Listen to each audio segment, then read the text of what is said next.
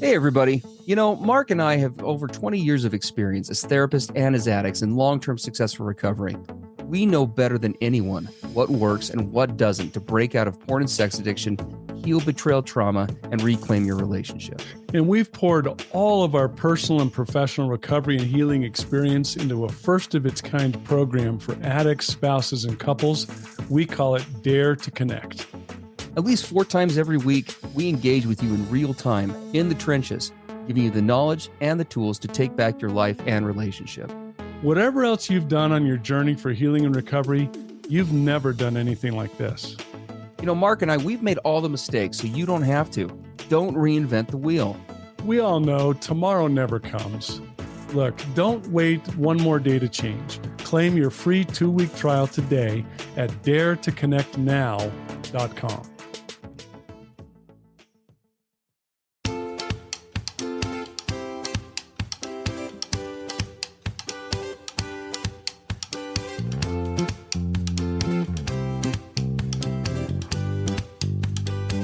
Hey, everybody.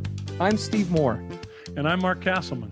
We know the pain and heartbreak of porn and sex addiction. And we know the triumph of breaking completely free. Every day, we help our clients find hope and healing. Join us in the fight to take back your life, your marriage, and be stronger than ever. This is the PBSC Squared podcast.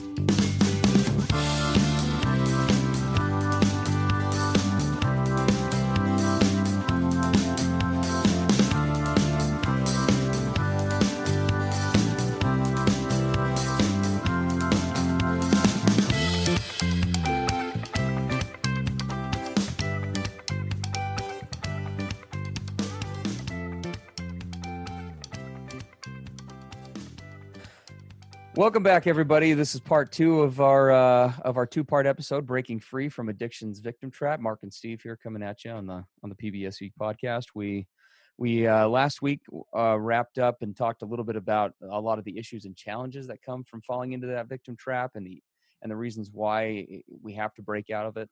And then we started to just barely jump into a little bit into solutions. Started talking about healthy accountability, the differences between that and its kind of polar extremes of denial and shame. And we're going to jump right here into and kind of build off of that terminology of being healthy, accountable, and taking ownership of the things that I should and allowing others to own the things that they should. And we're going to talk about how to let go of a spouse's recovery in order.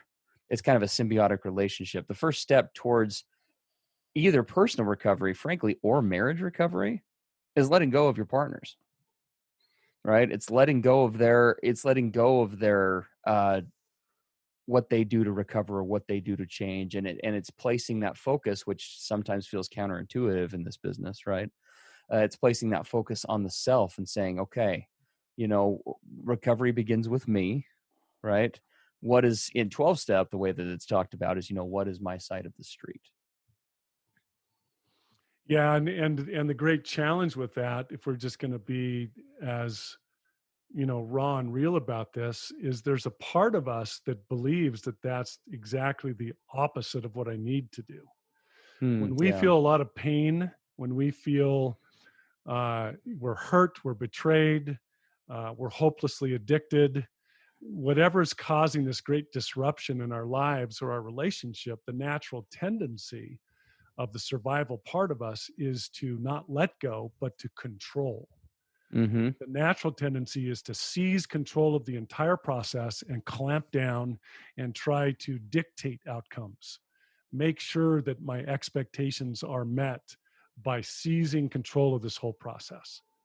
Yes. And so we know as we talk about this that it really does sound counterintuitive because we're saying, look, you got to let go of your spouse's recovery, healing, the things that they're feeling, the stuff that they're going through. That's their path. And you need to focus on your path. And part of you saying, wait a second, that's crazy. I can't do that. I gotta keep hold of this. I gotta control this, or it's going to get out of control and my pain's going to be even worse.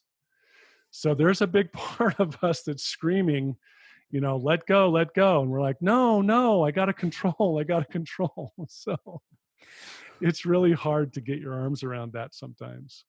No, it is. It's really difficult. I mean, I look back on my own recovery and, letting go of my spouse's recovery as an addict took a lot of different shapes, right? One was letting go of the resentment side of that, Mm, which was, why isn't she doing this? Blah, blah, blah, blah, blah. I have to go to a 12-step group. Why won't she? mhm. Whatever else, right? It's that whole age old blaming game that we addicts oftentimes play where it's, look at the fires going on around everywhere and else so that no one looks at mine kind of a thing. Yeah, I And had I had a husband this last week that said, why can't we just move on?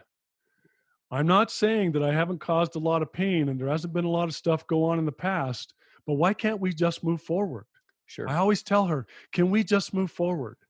Yeah. And my, of course, tried to point out to him, put yourself in her shoes. And when you say to her, why can't we just move forward? How does she interpret that? Sure.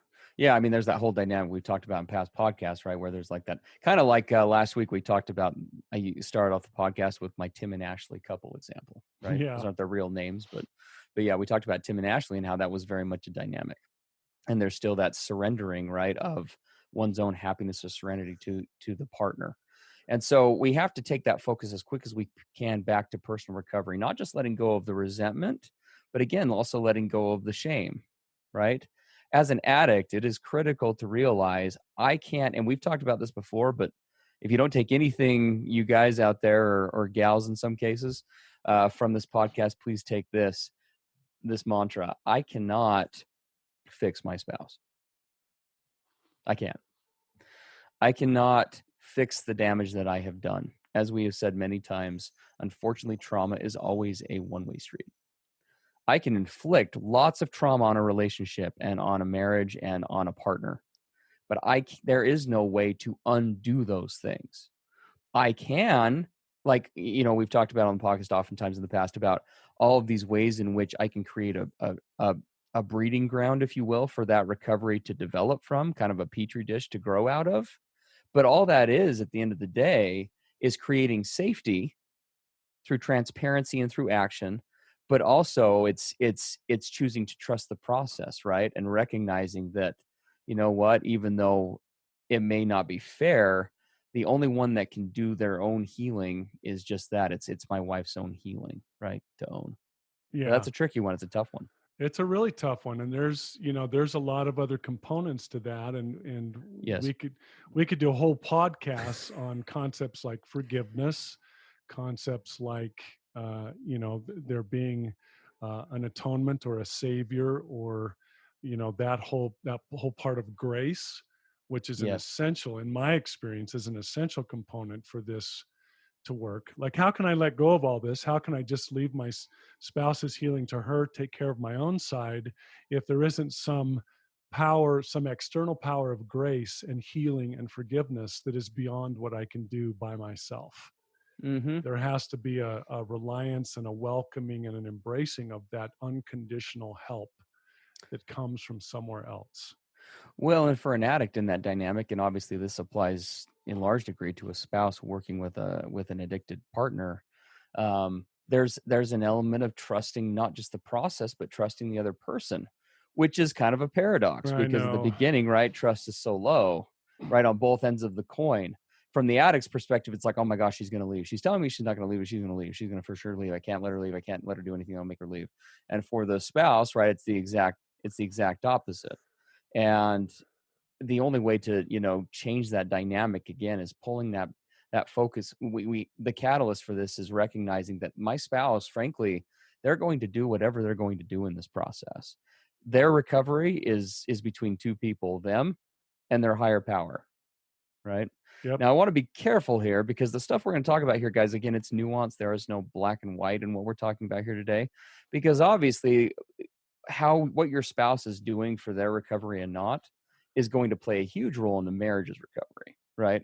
That's a huge piece of the pie, and there's no getting around that. And so we want to make sure there's a clear delineation there. But when it comes to strictly just my own recovery, outside of maintaining critical safety stuff, and we'll have to talk about that more another day, the mantra that I recommend to partners or to addicts is, my spouse's recovery is none of my business. It really isn't. Like, I should be holding boundaries and saying, you know what, as a result of your recovery for the marriage, I need to see X, Y, and Z things happen, right? I need to see greater transparency. I need to see this. I need to see that. But the more, in my experience, the more that I see a spouse let go of how that happens, not only does it allow me to focus on my own recovery and put the energy there, but it actually is productive for the other person's recovery, because then they can take on that role of being proactive with it and making the choice to recover on their own, as opposed to doing it from a place of duress or being compelled. Yeah. And I think it's really important to make a delineation, like you've said. There's my recovery and healing, there's my spouse's recovery and healing, which are to take place in their own world. And then there's the relationship. Yep. There is absolutely the marriage. Mm-hmm. And that marriage relationship is dictated in large part by what each of us are doing individually. Yes. That's why I like to say, I'm following my path of recovery and healing, you're following yours. And hopefully if we're doing what we need to do in our own realm, those two parallel paths will over time come close together where they intersect. And now we're on the marriage path. Mm-hmm. But that can't happen unless we're each traveling our own individual paths and allowing each other to do that. Yes. And yeah. I have seen many spouses and many addicts from a really from a healthy, intentional place, all right, an intentionally healthy place. I've seen them come at trying to do the opposite of what you're describing, from a place of love and wanting to save the marriage and save the relationship. But the problem is, on an individual you have to be really careful, and there's a delicate balance there, because the more you insert yourself into your partner's recovery, in most cases, the more you're going to hold it back. You have to be able to let go of that and say, you know what, this is not just yours to own, but I'm going to make the choice to choose that you're going to do those things that will help to meet my boundaries, help to create safety in this relationship for as we work on it, and that are going to allow for a reunification, right? And a greater marriage as a result. But again, trust is at a low premium in this stage of recovery, and I that's a know. hard thing to do. And you've got that codependent factor that we're talking about, right? Because really, a lot of that, I think, is a lot of what we're talking about is driven by that. I want my partner to recover as long as it's in a way that makes sense to me, right? Yeah. I want my spouse to get better as long as she does it in a way that lets her not be angry with me all the time or not have sex with me. As long as she can do recovery in that way, I'm fine. Whatever happens, Right. right? And you have to be willing to let go of those caveats as Yeah. part of this process, and that's I hard to do. I want my husband to be in recovery on my terms. Yes. As long as he does that, we'll be fine. Absolutely. And again, you Yeah. should absolutely, each partner should be setting their own boundaries, as we've discussed in past podcasts, right? Only you at the end of the day can decide, you know what, these are the things that I need from a partner in a marriage, right? However, I have found that the more you can let go of, the more a wife, for example, is able to say, look, honey, here's my list of boundaries, right? These are the things that I need from you. How you figure these out or how you make these happen is up to you. It's not only freeing and liberating for her, it's empowering for him, right? Yes. It's Yes. the goal is who you need to become, who I need to be married to is this guy. Because now what am I doing? What I'm doing is I'm inviting my partner to join me rather than saying toe the line, right? Rather Yes. than saying, hey, you need to toe the line, or else it's saying, hey, I'm evolving, right? I'm focused on my own recovery. I'm changing. I'm moving forward. The view up here is awesome. You want to come join me? Like, it's awesome up here. Yeah. As And opposed it's to, damn it, why won't you? yeah, and it's an interesting paradigm, because if I create an environment where I'm supervising your recovery or healing, I'm putting all sorts of requirements and expectations, and I'm hovering over you, then what I'm doing is I'm actually continuing to create an environment where you can easily stay stuck in your victim trap, Mm-hmm. because now you're doing things because of my pressure. You're Yes. making decisions based on me watching you and observing you, and all of the motivation is misplaced. Yes. I need to hopefully get to a place in my own recovery where I'm doing it for me. I'm Hmm. doing it because I don't like the addict man that I've become, and I want to evolve into something better, something different. I want to step into my highest, truest self, and I want to do that because I desire it in my heart of hearts, not Yeah. because of the pressure you're putting on me, but because I want to be that guy. Now, yes, I want to be that guy because I want to be with you. That's Yes. true, but I'm not doing it simply because you're going to be upset and unhappy if I don't. Yes. And boy, it's a hard thing to try and navigate that. Where are my intentions? Where are my true motivations in all of this? And we talk about one of the biggest ways to come out of this victim trap is boundaries that we're talking about. Yeah. I love your terminology. Boundaries are a love map. Hmm. They're a relationship map that where you share with me the map that I can follow in order to be united and intimate and one with you. And you're saying, here's what Yeah. I need. Now, Hmm. how I go about that, my own personal journey of development and growth and working and sacrifice to get to that place, that's up to me. Yeah. But the fact Absolutely. that you've clearly communicated it and I know what it is really helpful. Yes. But then you have to express that and then let me do my thing. That's the hard part. Here's what I need, and now let me make sure you do that. Well, and hopefully, our longtime listeners are starting to piece together things from different podcasts and see how it kind of, is the case on many of these episodes, they all kind of interweave together, right? Because breaking out of victim, or either playing the victim or enabling the victim in your partner, is probably a good way to say it. Doing either one, breaking out of that and replacing that with healthy accountability on both ends and taking ownership and responsibility for what we need to and letting go of the rest is also, not only is it easier emotionally and it prevents a lot of the problems or mitigates a lot of the problems that we talked about last week, it's what actually allows for real recovery to happen. It is the difference that we've talked about on other podcasts, where in my practice I call it the difference between being compelled and the difference between being compelled and being converted. Yeah. Right? Real recovery is a conversion to a new way of life. It's a buy-in, because I see the benefits for me and my happiness and the influence that it has secondarily on those around me.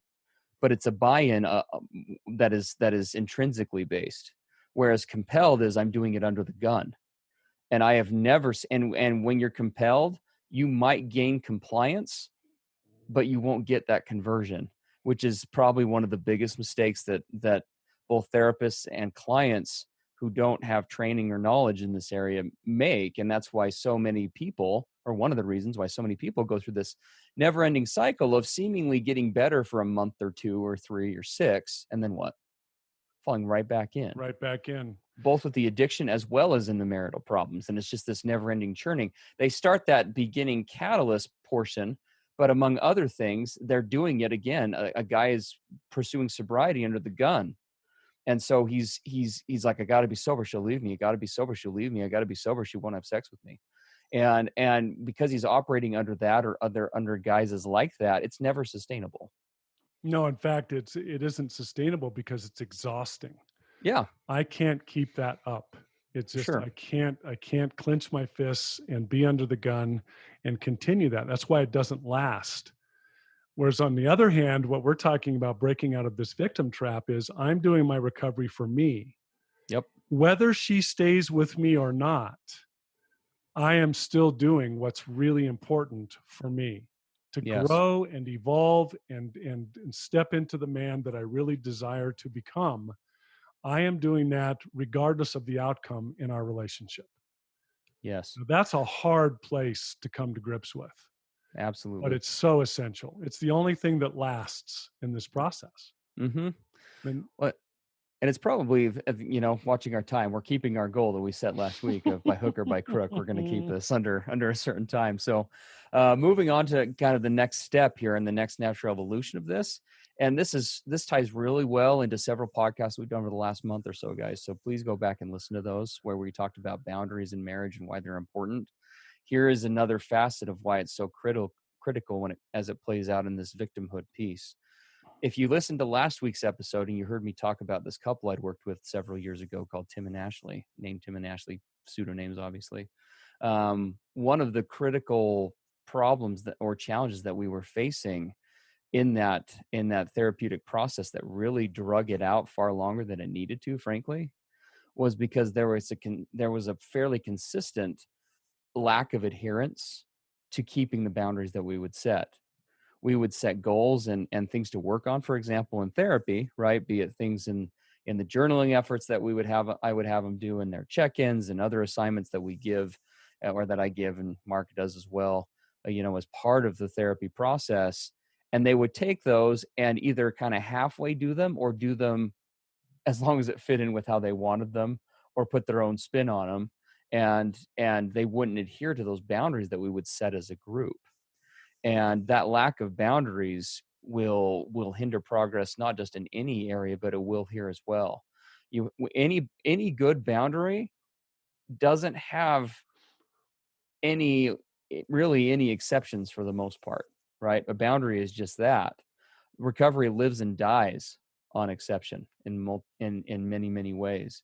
If I have made a commitment, right, that I am going to not hound my spouse or pester my spouse about what she's doing in her recovery efforts that week, then I need to consistently follow through with that, even though I may see her go shopping 5 times this week and I don't see her studying or reading or reaching out to women in group or going to therapy or whatever the case is.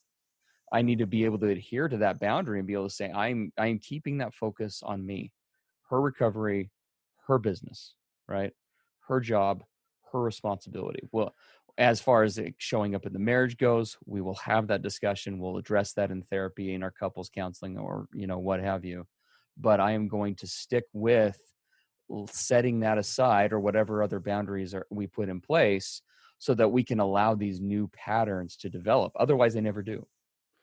Yeah, and that's probably a good ending place for this. Is one of the ways that I've seen that if you're reverting back to the victim trap, or you're really on the side of moving forward in your recovery and healing, and that is when things, quote, get really hard. If we Mm-hmm. have an extra hard day, or I'm under super stress, or my spouse did something unexpected, or whatever hard thing it is, and now your brain says, oh, this is a reason for me to step outside the boundaries because I have to. Yes, These are exceptional circumstances, so those boundaries can't apply. So sure. I got to step back into control, back into old behaviors, because this is just too intense to hold to these boundaries. When you do that, you know that you have now stepped back into the victim trap. You've Mm-hmm. left the place of proactive, right? Taking responsibility for my own path. Now you're back into the old ways, because this is the exception. Steve doesn't know how hard this is, and his boundaries don't really apply this Mm-hmm. time. Yeah. Man, and I did that so many times. Yep. I can't do the boundaries because this is unusual, Yes. and Well, right back into the victim trap. oh yeah. Well, and you bring up a great point, Mark, because you're absolutely right. There is that letting go, right, of exception. I also see it on the, from again, kind of crap hits the fan. We got to do something different, right? It's code Yeah. red, red Yeah. alert, throw away all throw away all our therapist boundaries. Let's do the same old crap and expect a different result. We must break the glass on the insanity box and pull that out. So so there is that side of it. But what I honestly see more commonly, well, maybe not more, it's probably 50-50 to be honest, but what I also see somewhat commonly or a significant amount of the time is doing that same thing for the opposite reason. When things are hard and crap has hit the fan, they're like, okay, we suck. We're not good at this on our own. this therapist, crazy Steve or Mark guy, that even though they seem a little on the nut side, we seem to do better when they're telling us, things to do, and we stick with it. So we're going to stick with it. But then things will they'll start to get better. I see this with clients all the Mm. time. That clients will come in a desperate place, either as a couple or individually. I will give them some things to work on, and inevitably, not trying to toot our horns, but we do know what we're doing. Things start to get better pretty quick. Now Yes. they're not perfect, but they start to see some rapid change. And what couples will do is they'll make the mistake of, oh, we're good, Yep. right? Yep. We don't need to do those things anymore, because those were just for when times were desperate and difficult and Yes. tough. Now we're normal, quote, now we're normal. And so we can go do normal things. We don't have to Yes. do those things anymore. We agreed in therapy last week, this is one I see commonly, that we were both going to abstain from requesting or engaging in a sexual manner for the next several weeks, right? And there's lots of reasons we do that in recovery, but this is a popular example, right? We either because the sex has become toxic, either for the couple or individually, or it's enforcing codependency. There's a lot of reasons why we do it, but I see that one all the time. I'll work with a client and we'll set a boundary. Okay, we're going to do 30 days of a sex fast where we're going to abstain from that. And it's going to allow us, among other things, to focus on just the emotional side of the recovery. Well, what happens?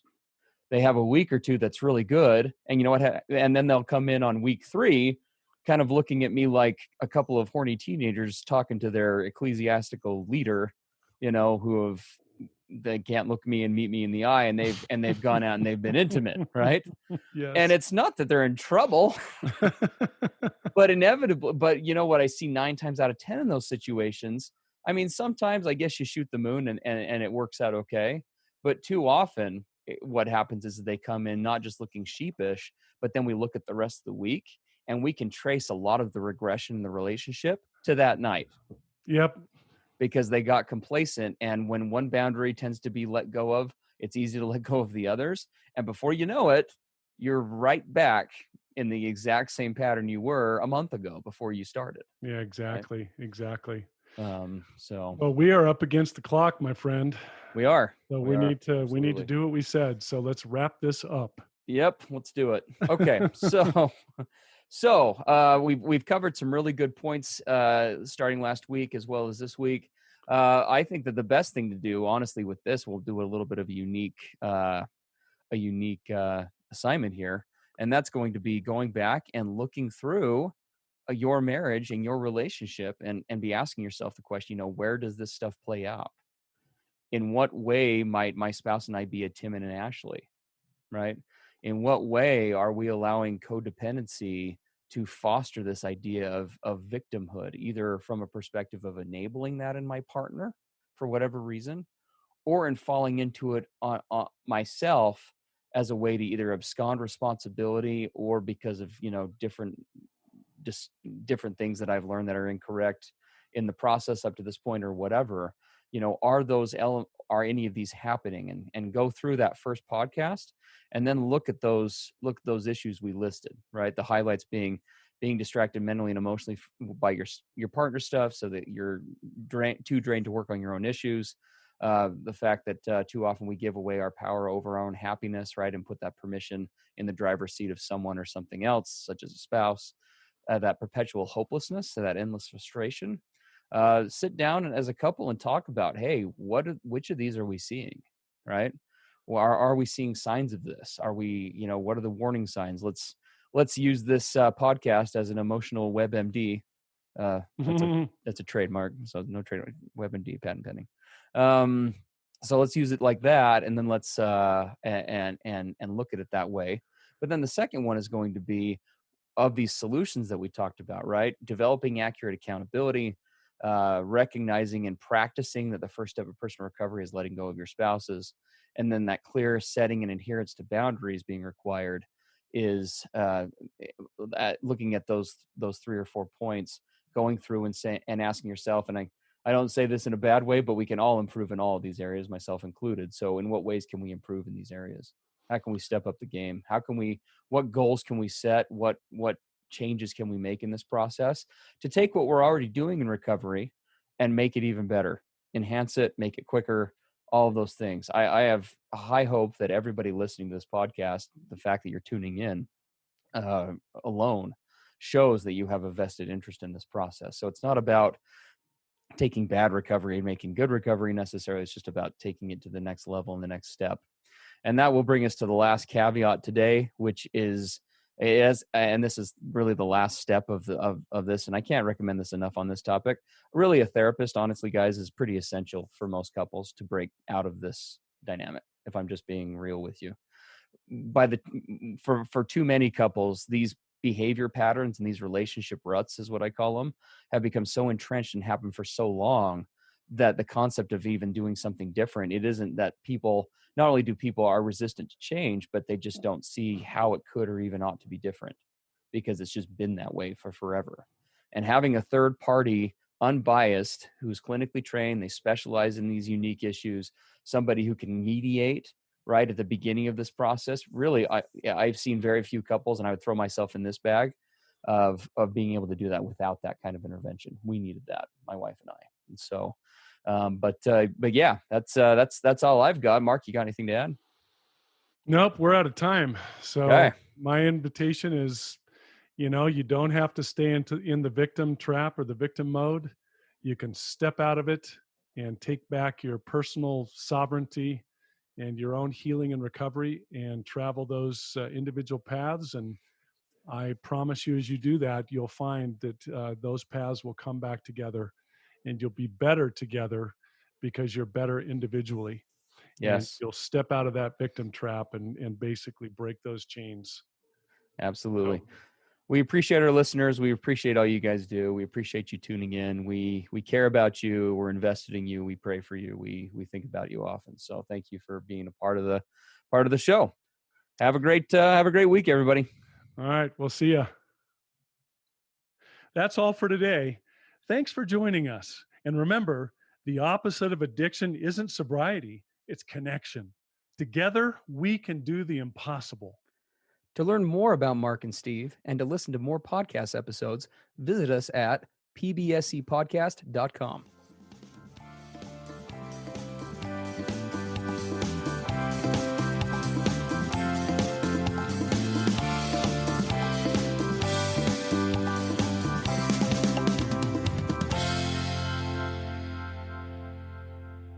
Everything expressed on the PBSC podcast are the opinions of the hosts and the participants and is for informational and educational purposes only. This podcast should not be considered mental health therapy or as a substitute thereof. It is strongly recommended that you seek out the clinical guidance of an individual qualified mental health professional. If you're experiencing thoughts of suicide, self-harm, or a desire to harm others, please dial 911 or go to your nearest emergency room.